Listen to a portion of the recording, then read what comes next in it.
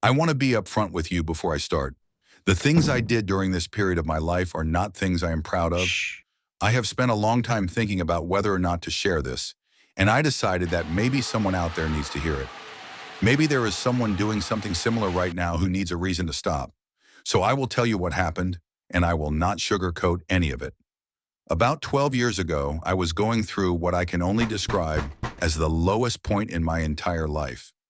I had recently lost my job, I was barely keeping up with rent, and I had completely isolated myself from anyone who cared about me. I was not in a good place mentally, and looking back, I think that is the only explanation I have for why I started doing what I did.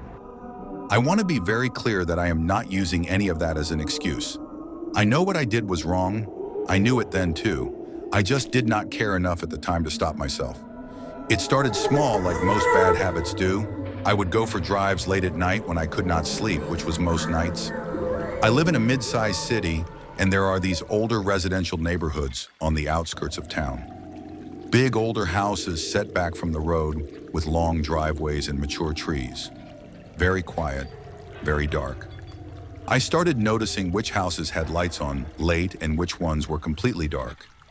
I started noticing patterns. Which houses had dogs, which ones had security lights, which ones seemed to have nobody home for long stretches. I told myself at first that I was just observing, that I was just paying attention. But we all know we're paying attention like that. I broke into my first house on a Wednesday night in late October. The house had been dark for 3 nights in a row, no cars in the driveway, no mail being collected. I convinced myself the owners were traveling. I went around the back and found a basement window that was not latched. I slid it open and lowered myself inside. I walked through that house for almost 20 minutes. I did not take anything that first time. I just walked through the rooms and looked at how other people lived. I remember standing in their kitchen and opening the refrigerator just to see what was inside. I cannot explain why I did that, except that I was inside someone else's life, and I wanted to feel every part of it. After that first time, I kept going back. Not to the same house, but to different ones. I got better at reading which houses were safe to enter.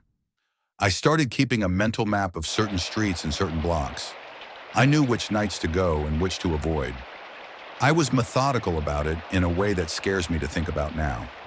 For a stretch of about 8 months, I was entering homes multiple times a week. I never took anything valuable. I would move something small, a book from one table to another, a chair turned slightly in a different direction. I thought of it as leaving a trace without leaving a trace. I thought it was clever. I was not clever. I was disturbed. There was one night that changed everything. I had scoped out a house in a neighborhood I had not visited before. The house sat at the end of a cul-de-sac surrounded by old oak trees. I had driven past it several times over 2 weeks and it always looked empty. No activity, no lights, no cars. I went around the side of the house and found a back door that gave way without much resistance. I stepped inside into the kitchen. Something felt different immediately. The air inside was warm. Most empty houses feel cool and stale.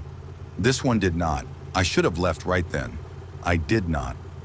I moved slowly through the kitchen and into the hallway that connected to the living room. There was just enough moonlight coming through the front windows to see the basic shapes of the furniture. I stood at the entrance to the living room, and that is when I heard it. Breathing. Slow, steady breathing coming from the couch. There was a person lying on that couch in the dark. I froze completely. I could not move. I could not think. I just stood there like an absolute idiot while my body refused to cooperate. The breathing continued for a few seconds and then it stopped. There was a pause that felt like it lasted an entire year. Then a voice in the dark asked, "Who was there?" I ran. I cannot tell you exactly what happened in the next 30 seconds because my brain was not recording information in any useful way. I remember the back door. I remember the cold air. I remember running across the backyard and not looking back. I got to my car, which was parked 2 streets over, and I sat there shaking for a long time. I expected to hear sirens. I expected lights to come on across the neighborhood. Nothing happened. The street stayed quiet. Eventually, I drove home. I did not sleep that night. I lay in bed running through every scenario I could imagine. Someone had been home. Someone had heard me, had spoken to me, had heard me run. That person was either still lying on their couch trying to rationalize what just happened, or they had called the police and given a description. Every set of headlights that passed my window made my stomach drop. Every sound outside made me sit up straight. By morning, I was completely wrecked. Nothing happened over the next few days. No knock on my door, no phone call, nothing. But something had shifted in me that I could not undo. I kept thinking about that voice in the dark. That person woke up in their own home in the middle of the night and found a stranger standing in their hallway. The fear they must have felt, the violation of that. I had been so wrapped up in my own strange compulsion that I had never fully let myself sit with what I was doing to other people. That night forced me to sit with it, whether I wanted to or not. About a week later, I came home from the grocery store to find my own front door slightly ajar. I was certain I had locked it when I left. I stood on my front step for a long time before I went inside. Everything looked normal. Nothing appeared to be moved or missing. But on my kitchen counter, there was a single item that was not mine. It was a small, ordinary rock. Just a rock sitting on my counter. There was no note, no other sign of anything unusual. Just a rock that did not belong to me sitting in the middle of my counter. I stood there looking at that rock for probably 5 minutes. I picked it up and turned it over in my hand. It was just a rock, but it did not feel like just a rock. It felt like a message. It felt like someone saying, "I know what you do. I know how to get inside. I know where you live." I set the rock down and I called a locksmith that afternoon and had every lock in my house changed.